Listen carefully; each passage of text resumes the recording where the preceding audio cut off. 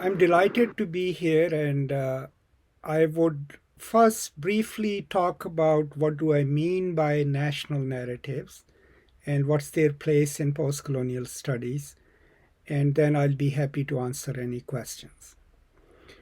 Now, do keep in mind that my ideas about the national narratives and their mobilization by various nations and nation states, none of these are my original ideas. Okay? These are based in my reading of theories of nationalism. So sometimes I'll probably cite the people I'm drawing from, but sometimes I'll probably forget. But do keep in mind that these are not my original ideas.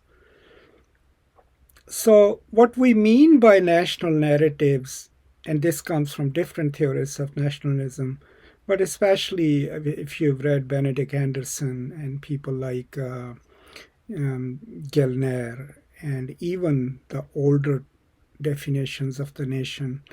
The idea is that the nation or the idea of a nation is mobilized through stories, through narratives of a past, right? Or some hopes for the future. But deep down, if you dig deep into any national identity, there is no center where you can go and say, oh, we have found the material core identity of it. It's built through narratives, layers upon layers of those narratives. And especially in case of post-colonial nation states, since when they got colonized, the world system was different, right? Most 19th, 20th century colonies, when they start, they are almost pre-capitalistic societies, and then they are overpowered by first the mercantile capital and then industrial capital. And so the transition that happens, it happens under colonialism. And that means that the way most intelligentsia and intellectuals, the way they imagine national identity and nationalism is somewhat informed by their idea of how Europeans had theorized that.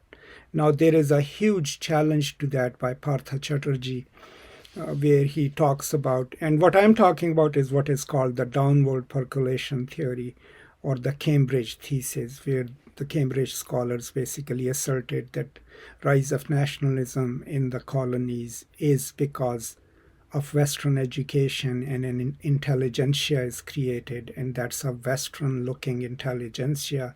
So they take that knowledge and indigenize it and then develop their national politics or anti-colonial politics. And what Partha Chatterjee claims in his book Nation and its Fragments is that no, the idea of a nation emerges in the private sphere. Because the public sphere was under the control of the colonizers, it's in the private sphere, in the households, in the family structures, that in India especially, but elsewhere too, people were able to maintain their sense of identity and their sense of nationhood. And we can talk more about that. But if we suppose or give in to this presupposition that all nations, even when they become nation states, rely on certain narratives to stabilize their national identity, then what it does is it puts those narratives under question. Because if you want to help a nation change or help a nation go into a different direction, unless those narratives are revised and reframed and rethought and rewritten about, since they kind of girdle the imagination, it's almost impossible to change, right? And so that's the significance of questioning the national narratives, putting them under pressure, and developing a culture where people can do that without getting in trouble, right? So if you come to Pakistan, so if you look at the official narrative of Pakistan, it's built in certain assertions that Hindus and Muslims had irreconcilable differences. They could not live together. Hence, the Muslims of India needed a separate country. And based on that, then Mr. Jinnah and his supporters were able to fight for it.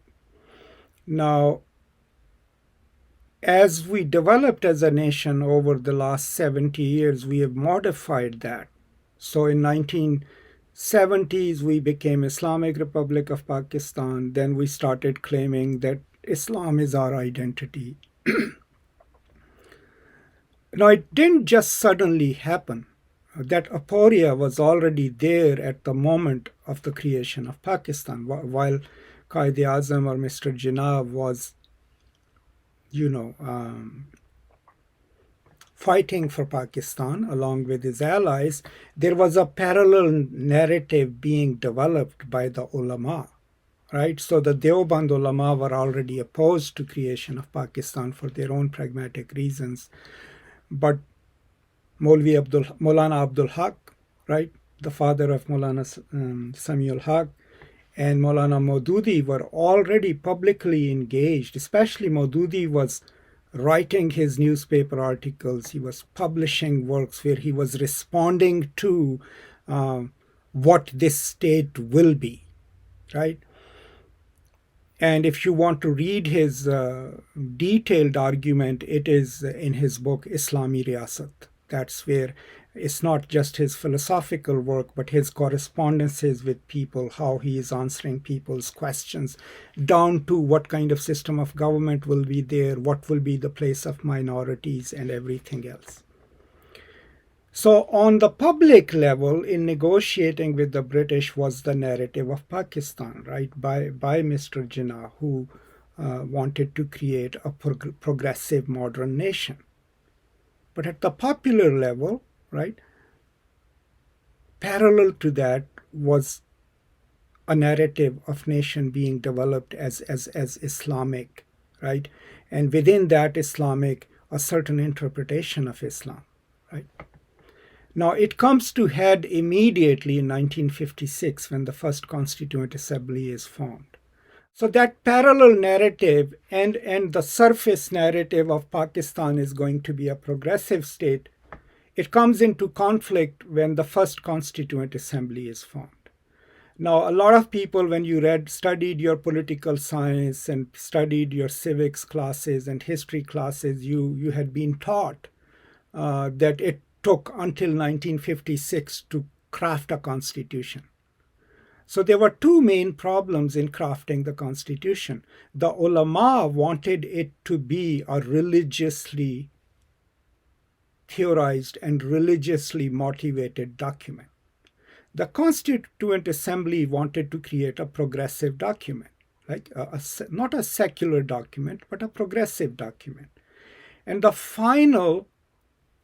second fight was that the West Pakistanis were trying to convince the East Pakistanis, who were a majority, to accept parity in the center. Instead of saying that they would carry their majority and thus will be able to form the government, they were asking the Bengalis to accept parity, which they did. So the compromise that was reached at that time was that the Constituent Assembly said, okay, we will add in the beginning of the Constitution a preamble, which will be called the Objectives Resolution. It will be non-binding, but it will be the guiding principle of the Constitution. That was the compromise that was reached. Right? So you're already seeing in the creation of the Constitution, the first Constitution, the narrative is shifting, right? So the vision with which Mr. Jinnah started is now tempered, right, and slightly revised. Now, how do you, me, and everyone else learns about it, right? We don't wake up one day and say, बच्चा ये तो नहीं कहता कि मैं पहली ज़ुबान से उसके लफ्ज़ ये निकले कि ये इस्लामी जमहूरिया पाकिस्तान है. They need to be taught. Children need to be taught. They go and read history. They go and read stories about how it came to be, why is their country unique, what is its story. So in these few minutes, I've already shared with you that the idea of a stable concept of the nation upon which the edifice of the nation state is built is made stable through exclusions, right? By including certain histories into the official documents and documents of the nation in class syllabi, in class discussions, and by excluding others. And then there is a certain expansion that happens under Ziaul Haq's regime, right? And that expansion is that increasingly we start claiming our Islamic identity, Islamic history, and within that, our Arabized Islamic history. Okay. And that introduces, and this is post 1971, I'm not even going to go there, but we can talk about it. So, what that does is, while it expands Pakistani national narrative in one way because it connects it to the larger Islamic world, right? It also creates its own problems, right? And the problems are that the idea of Pakistan increasingly becomes the narrative becomes untenuous because the Afghans who are gathering on our borders, right? 7 million of them, they tell us, well, we are Muslims, you are Muslims, the land belongs to God. Why can't we enter? Why do we need a visa? Right? And similarly, then you have to answer the question, what about the 100 million Muslims in India? Why can't they be Pakistanis? They are Muslims, right? And so what comes out of the 1980s is this idea of a nation which is still trying to define itself, right? And as it is trying to define itself, the more and more restrictive measures are needed to stabilize that identity, right? What constitutes being a Pakistani? Now, as a post-colonialist, what is our job? I mean, as a scholar of literature, literature is produced within a national culture, but it is not constrained by national borders. The writer exists in this world. They internalize or learn the world through their experiences, through their reading. They learn the craft by reading. So any single time when someone writes a story in Urdu or English, it is deeply impacted by the culture within which the author lives. Then it's also impacted by their politics. What do they believe in, right? What's their idea of truth? What's their idea of Pakistan and its narrative? And that is then there in the story that they will write. If you all are probably young, I mean, the early writers of Urdu, I mean, if you read Shaukat Siddiqui, right? Khuda Ki Basti, if you read Allah Mian Ji, right? If you read the early Minto stories, the idea of Pakistan was still fluid. So they could play with it. They could even challenge it. It's in the 1970s जब हमने लोगों को गद्दार बनाना शुरू कर दिया. Until 1960s, Bacha Khan and Dr. Khan Sahib, they could very easily say, we don't believe in Pakistan, we didn't vote for it. There was room for them to say, maybe we will reunite with India, right? And increasingly, as we become belligerent nations, our narrative then becomes that India and Pakistan have always hated each other. There is nothing in common amongst us, and there are differences that are irreconcilable, right? And all those narratives that Muslims lived in India for 1,000 years, but they never really intermarried with Hindus and they never shared meals together, right? These were the narratives of exclusivity that we had mobilized for Pakistan movement, right? These are the narratives that the Hindu fundamentalists are now mobilizing against Muslims because they're saying they are not Indians. They've been here for 1,000 years. They still don't eat with us. They still consider us unclean. They never adopted the native culture of India. So those narratives in India are shifting too based on who is in power and who wants to talk about the nation. So our job as scholars then is You always have a choice. You live in Pakistan. I know the restrictions that are there. I know the censors that are there. I also know the um, implications of telling the truth or writing radical stuff. I'm not naive. But the role of post-colonial scholarship is to challenge the master narratives, challenge the official narratives, the foundational narratives of the nation. Because if it's not being done, and if you're just relying on Muasharati Ulum and Mutala Pakistan, which you read in 8th grade, then your understanding of your own nation is pretty thin. And if you build a scholastic or philosophical or academic edifice on it, it's going to be a very flimsy building because it's not based in a more substantial and critical understanding of the nation and its narratives itself, right?